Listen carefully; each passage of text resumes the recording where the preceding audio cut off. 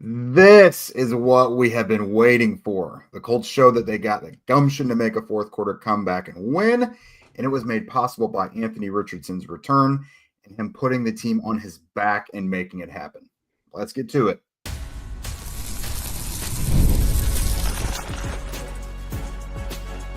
You are Locked On Colts, your daily Indianapolis Colts podcast. Part of the Locked On Podcast Network, your team every day. All right. Thanks for tuning in and making us your first post-game listen of the day. This is your daily podcast covering your Indianapolis Colts, part of the Locked On Podcast Network, your team every day. Welcome to the show, everybody. This is Jake Arthur and Zach Hicks of horseshoehuddle.com. I'm your resident media member for the site, and Zach is the enemy of all old and irrelevant men who just scream at the clouds. And today we are here to celebrate an Indianapolis Colts victory. That's right, 28-27 in the Meadowlands on the road against Aaron Rodgers and the New York Jets. The Colts are now 5-6, and this game really kept their postseason hopes alive. Obviously, if they play like they do today, it makes things a lot more interesting down the stretch. But, Zach, this was a game they could not lose. You lose this game, you're probably going into a wood chipper next week against the Detroit Lions. You're then 4-8 at that point. You couldn't have lost this game. And this was all made possible by the return of Anthony Richardson from his 2-week timeout. He was made to, kind of fine-tune and work on the finer details that a quarterback needs to. And, God, Zach, he looks so much more calm and confident. The game plan Shane Steichen drew up for him, I thought was beautiful. In the first half, they went really run heavy, including Richardson and Jonathan Taylor. And then in the second half, when that was no longer possible, they had the confidence to go ahead and go back to that downfield passing game. And it looked way less chaotic than it had throughout most of the early part of the season. Yeah, I mean, this was everything you were looking for as a Colts fan. I'm not saying beating the New York Jets by 1 point is what you're looking for. Obviously, a win is a win. Yeah, a win is a win. But again, you have higher expectations for this team and what these guys can do. And it wasn't a pretty day for a good bit of the day. I mean, it was really pretty in the first quarter and it was pretty in the fourth quarter, but it wasn't pretty in quarters 2 and 3. But look, at the end of the day, man, Anthony Richardson put this team on his back, made humongous plays down the stretch. I mean, delivering perfect passes down the field. The touchdown to Josh Downs, a fantastic throw. The deep shot to Alec Pierce just before the 2-minute warning that made all of us go, oh my gosh, we might have a chance to win this thing. Just plays like that were just so instrumental in this Colts win. 2 rushing touchdowns inside the 5-yard line from him in this game. He was the reason why the Colts won this game. Obviously, there's other players we can talk about. I think Shane Steichen called a pretty good game too, despite, some inconsistencies there in the second and third quarter. And the defense made a couple plays here and there. But at the end of the day, this was your quarterback winning you a football game. And with how the season was going for Anthony Richardson, those first couple starts, I mean, the first half of this season, an expectation like this felt like out the window, like the standard we were hoping for was just be fine, be fine. Don't commit too many turnovers, be fine out there and give these other guys a chance to win. But no, this was Richardson putting the team on his back. This was him playing fantastic football. I mean, 20 of 30 in this game, 66% completion percentage, 272 yards, a touchdown, passing, 2 rushing touchdowns as well. I mean, I put it on Twitter, like, for not only for Anthony Richardson, not only for Shane Steichen, but for every single Colts fan out there, this is exactly what we needed today.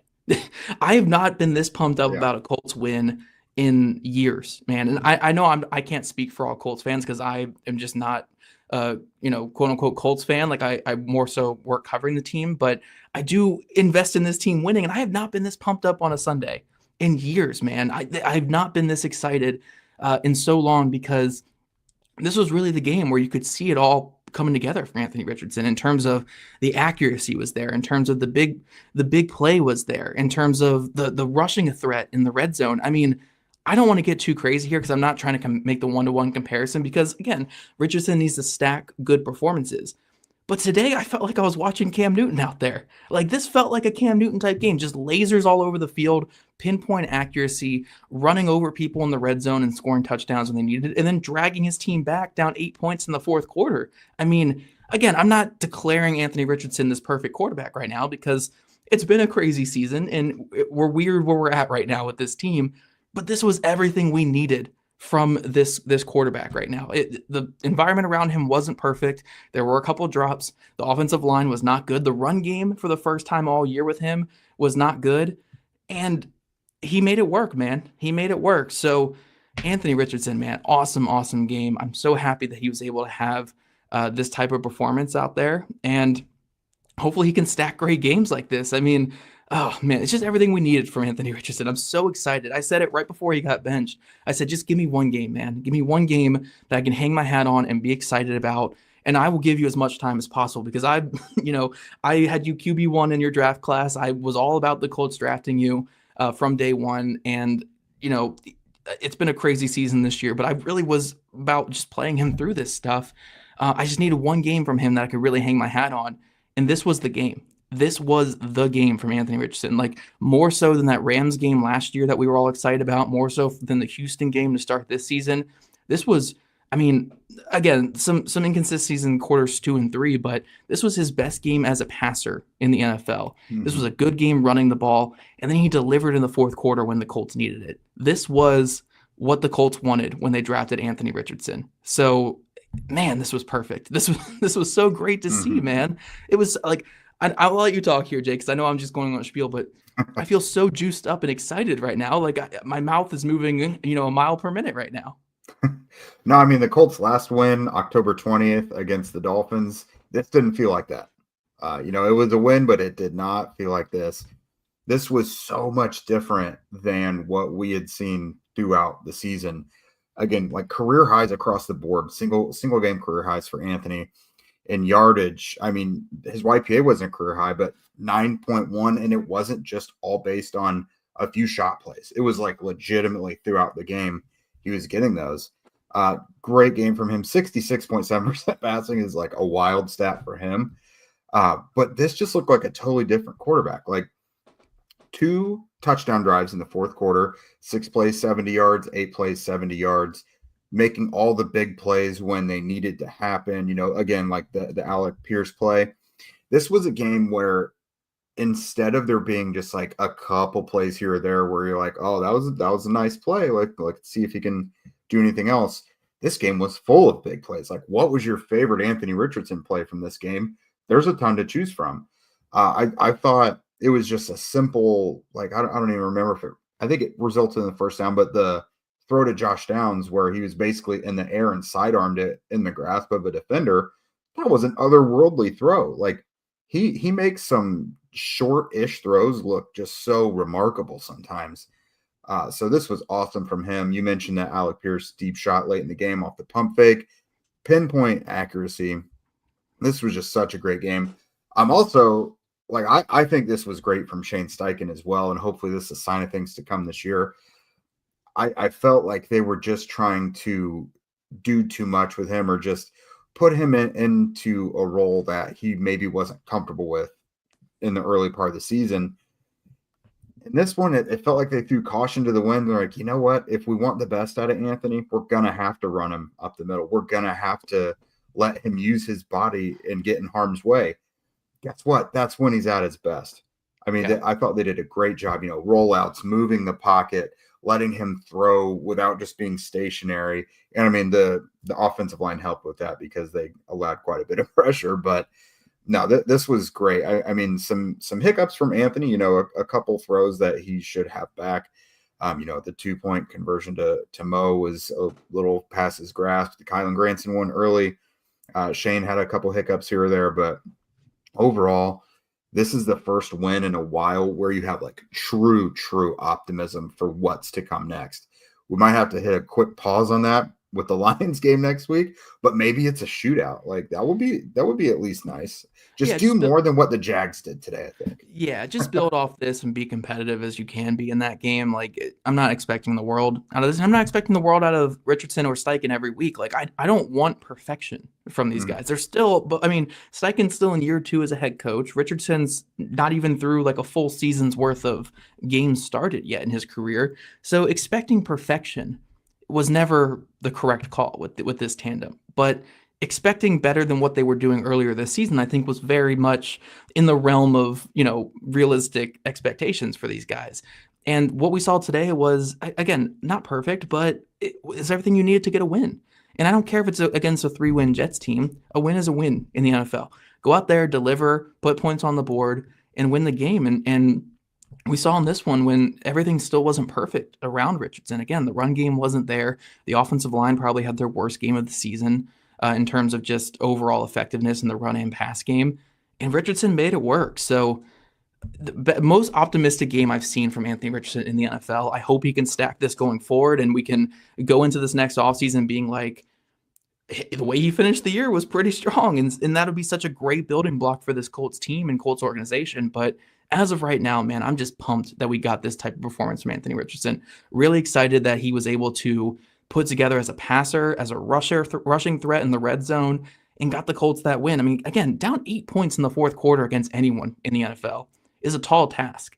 And he was able to erase that deficit immediately. I mean, those 2 drives in the fourth quarter were quick drives to go down and score, and the Colts got the win because of his play. So, man, Anthony Richardson, this is everything you wanted from him when the Colts drafted him and everything you've been just waiting for these last 2 years.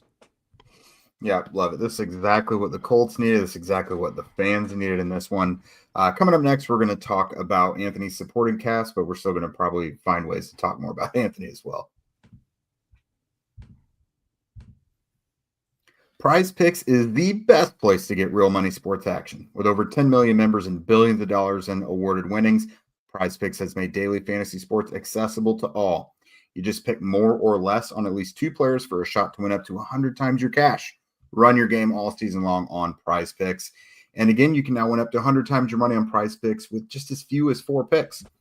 They're also the best way to get your action on sports in over 30 states, which includes California, Florida, Georgia, and Texas. Prize Picks is also the only real money daily fantasy platform with an injury insurance policy so that your lineups stay in play even if one of your players gets injured. That means if your player leaves in the first half and doesn't return, then Prize Picks keeps your lineup alive. So sign up today and get $50 instantly when you play just 5.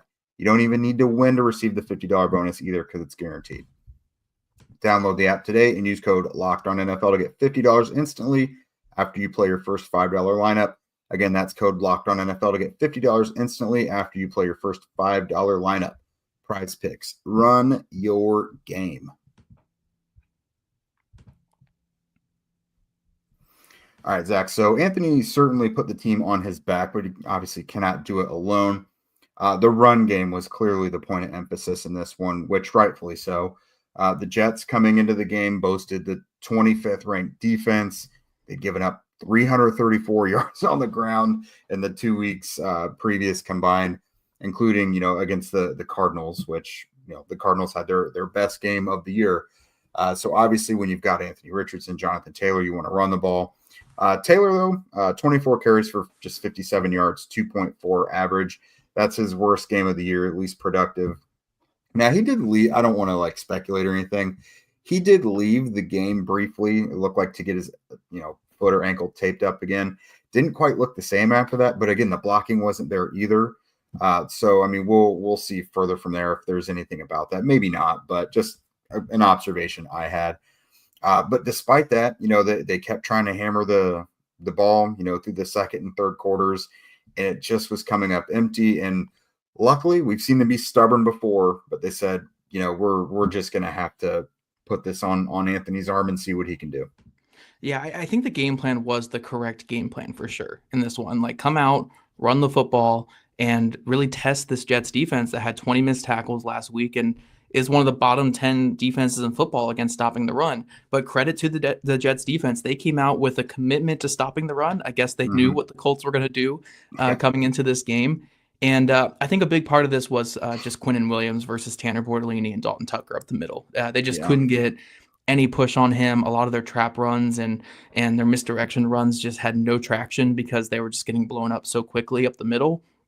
So I think, the Colts just really had to adjust from that game plan. Now, again, they also shot themselves in the foot quite a bit in the second and third quarters when it came to drop snaps, when it came to early sacks, it came to penalties, and that put them behind the 8 ball, and it led to that stagnation of the offense in quarters 2 and 3 to where, they still wanted to run the ball, but they were running the ball on 2nd and 18 for 3 yards and then getting into 3rd and 15. And that's just not productive football at that point. So they had to open up with the passing game in the fourth quarter, and luckily, Josh Downs stepped up, Alec Pierce stepped up, Michael Pittman Jr. rebounded after a bad first half and really stepped up there in the fourth quarter. So, this could have been one of those dreadful days where we're talking again, Shane Steichen just running into a brick wall over and over again. But the way that they were able to adjust in that fourth quarter and open up the passing game with vertical passing elements, with, deep over routes that really, stress the zone defense of the Jets, I think was a really good designed offense by Shane Steichen. So, really, really positive showing in that fourth quarter. And again, Josh Downs and Alec Pierce proving to be 2 really good receivers for this Colts offense. I mean, Downs is kind of your do-it-all type guy, but Pierce, man, those couple big plays that he had really propelled this team to victory. So hats off to the pass catchers. I mean, again, I know Pierce had a couple, or Pittman had a couple drops, but the pass catchers aside from that, I think were pretty darn good in this game. Yeah, so some guys had some issues with, finishing plays in the passing game, which has kind of become routine for them throughout the season. But I think everybody really stepped up. Downs especially, 5 catches for 84 yards and the touchdown. Great play by Anthony as well. But, the ability to create yards after the catch, suddenly after the catch, like Downs can do that. He's a guy that just turns 5-6 yards into 10, 11 yards in the first down. So, awesome from him. Pierce, like you mentioned, great second half, 3 catches for 74 yards. That's actually below his season yards per catch. I think he was averaging 21, 22. Pittman, obviously, I think we all can kind of bellyache about the, dropped pass that hit him in the helmet, at the end of the 2-minute warning in the first half. I mean, that took 3 points away from them probably. But he rebounded well, 5 catches for 46 yards, made some tough plays when he needed to down the stretch. A.D. Mitchell, this is one we'll probably want to wind up talking more about. 1 catch for 33 yards, beat Sauce Gardner on a drag route across the left and, high stepped out of Gardner's tackle attempt and got it all the way down to the 1-yard line. With how comfortable and confident Mitchell is now playing on the heels of his breakout performance last week, you got to find ways to get him more involved. I know they're 4 deep at receiver now, but Ashton Doolin is out there getting some snaps. Pittman's your top receiver. He's making well north of $20 million a year.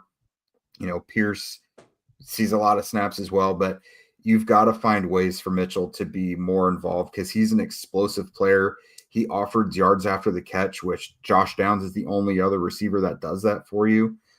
So however they can find those vacant snaps, maybe Mitchell's the guy that's got to take those over.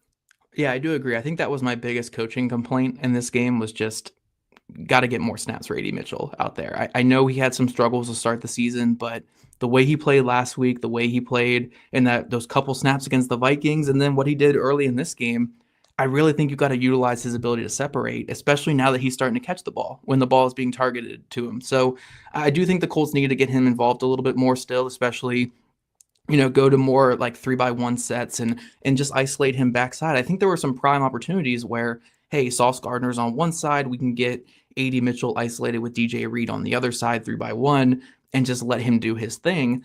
I think that could have led to some more success on some of these third downs that we saw earlier in the game. But look, at the end of the day, the Colts still won, so I can't complain too much about it. But I do think, I understand why the snaps came down a little bit for Mitchell because this was a run-heavy game plan, and his biggest weakness is he's not a great run blocker, whereas Pierce and Pittman and even Doolin to a degree, I know he had a holding penalty in this game, but Doolin as well are better run blockers. But I still think you got to get a guy like A.D. Mitchell out there to just use his separation a little bit, especially in the red zone. I think if you want to actually be more efficient throwing the ball in the red zone, You got to get someone like AD Mitchell out there.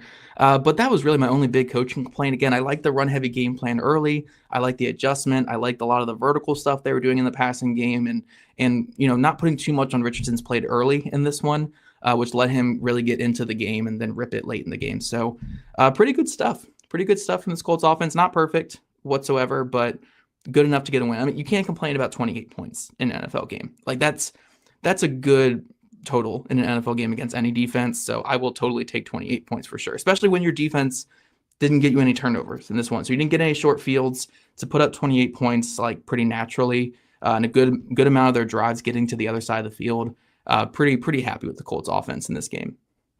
Yeah, the defense has carried the Colts for a month plus now, it seems, and it finally gave way. Luckily, the Colts offense was able to pick up things this time around. But yeah, we're going to talk more about that defense here in just a moment.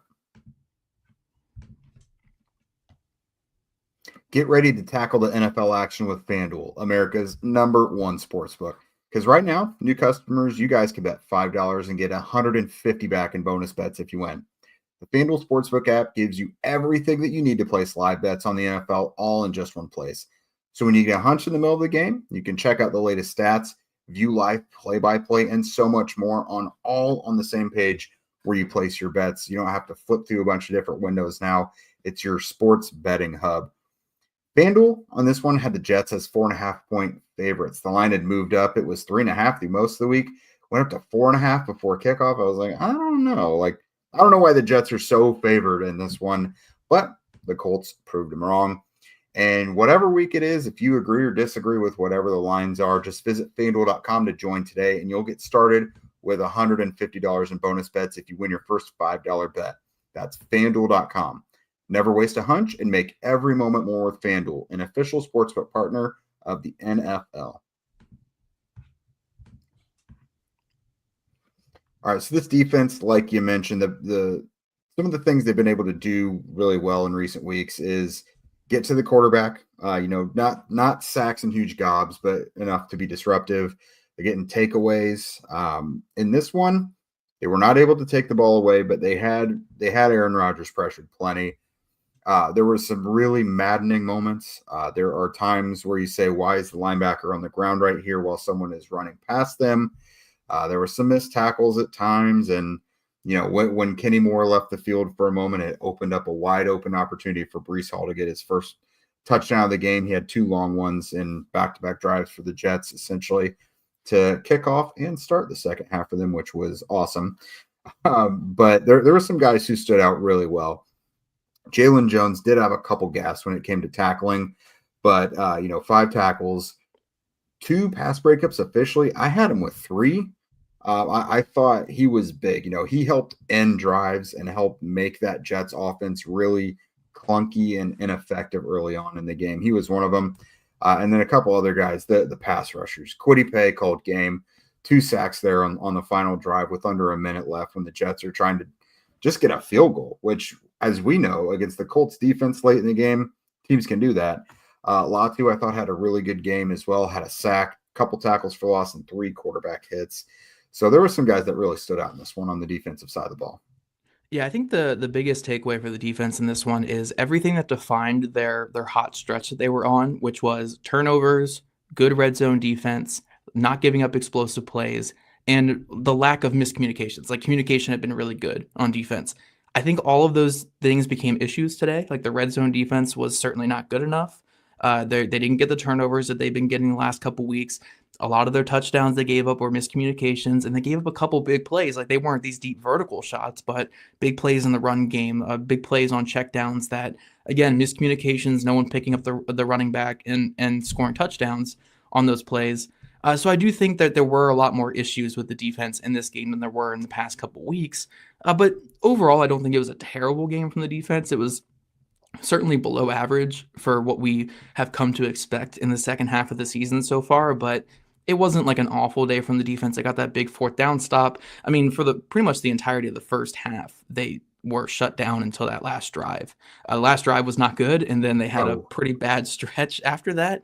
But they were, they gave the Colts the opportunity to gain a lead in the first half. So you have to give them credit for that. And they stood tall in that final drive, at least. I mean, held them to a field goal in the second to last drive and then got off the field on that final drive. So overall, not a great day for the defense that you want to write home about.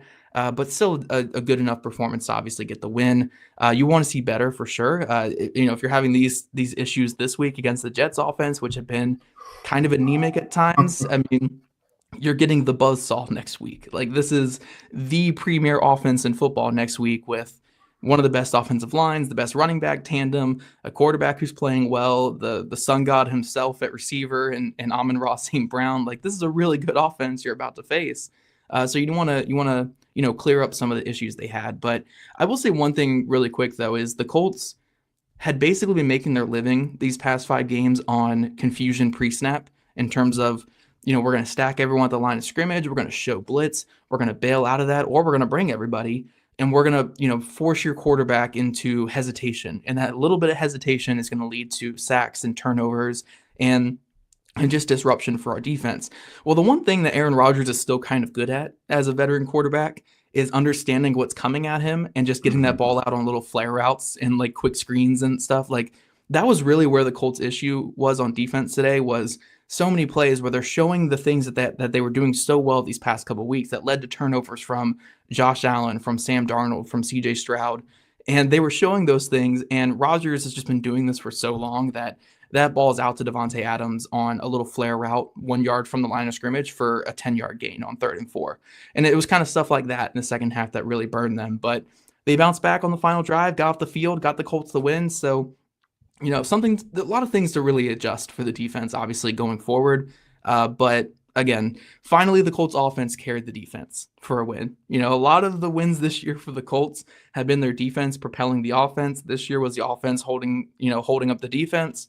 So we'll take it. We will gladly take it. Now, one of these weeks, hopefully they can get both of these guys on the same page and get a victory that's more than 1 point or 2 points or whatever. But I will take victories at this point from the Colts. So, look, again, they did enough to get the win. The Colts offense obviously was able to put it away late. So we'll take it. We'll take it. Got to be better next week, but we will take it for sure.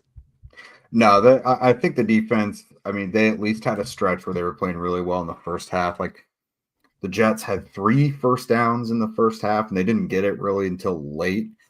Their drives were, as the game started, punt 3 and out, punt 3 and out, punt 3 and out, turnover on downs, 4 plays, punt 3 and out, and then they scored their first touchdown at the end of the first half. So the defense gave the offense that room to establish that 13-0 lead, Yes. and that helped. The Colts relinquished that lead, but this game probably doesn't wind up being a victory without that breathing room in the first half. So it wasn't complimentary football throughout the game, but they did it enough in the first half. And the offense, just the thing I think I'm going to hang my hat on most, aside from Anthony Richardson becoming a totally different player in this game, is the offense and Shane Steichen changed their approach when it wasn't working, and what they did work and allowed them to win. It's just, we saw so many things today that personally I didn't have confidence could happen. And I told you before we went on here, in the fourth quarter, I had my Colts lost the game after giving up a 2-score lead. I had that written. I had to rewrite my article basically right at the end of the game. So the Colts proved me wrong. I think they proved a lot of us wrong today, and that's awesome. Yeah, I think the biggest takeaway, obviously, from this game is just, look, the Colts season was on the line, down 8 points going into the fourth quarter. Like, if they lose this game and then they run into the buzzsaw next week, which is the Lions, they could have been sitting at, 4-8 or 5-8, whatever it is, 4-8. I think they're 5-6 now, so they would have been 4-8. 4-8 is season over. Yeah, it basically would have been season over. You would have had to win out to even have a minor chance at the playoffs. Mm-hmm. So you needed to win this game, and they basically still need to win out in a lot of ways aside from that Lions game. That's their only little buffer. But their season was on the line, down 8 points going to the fourth quarter. And their 22-year-old quarterback, who they had benched a couple weeks ago and brought back for this game, was able to lead 2 quick touchdown drives to get the win against one of the – I mean, look, I'm not trying to oversell this by saying Rodgers is still currently one of the greatest quarterbacks of all time, but it's still Aaron Rodgers. Like, it's still one of the league's greatest quarterbacks to ever play. One of the best fourth quarter comeback artists Yeah. of all time. Yeah. Yeah, and he's certainly still not that right now. He's in the twilight of his career, but this young quarterback coming back from being benched was able to take all of that and put together his best performance of his entire career and lead an 8-point comeback victory in the fourth quarter against, again, a quarterback who is a legend in his own right. So this was everything we needed. Like, this was the perfect Sunday for Colts fans, for us here at Locked On Colts.